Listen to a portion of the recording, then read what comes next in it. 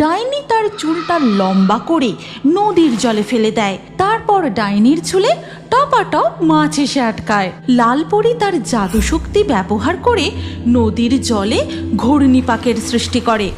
অনেক দিন আগেকার কথা, যখন পরীরা আর ডাইনিরা একসাথে মিলেমিশে বসবাস করত। কিন্তু একদিন ইলিশ মাছ নিয়ে তাদের মধ্যে তুমুল ঝগড়া শুরু হয়।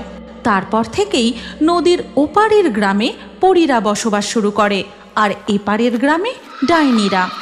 না না, এভাবে আর মেনে নেওয়া যায় না। আমাদের ভাগের মাছ পরীরা বেশি ধরে নিচ্ছে, আমরা তা হতে দেব না। হ্যাঁ হ্যাঁ, ডাইনি একদম ঠিক কথা বলেছে। আমরা এটা মানব না। ইলিশ মাছ আমাদের প্রিয় খাদ্য। তোমরা কেন বেশি মাছ ধরবে?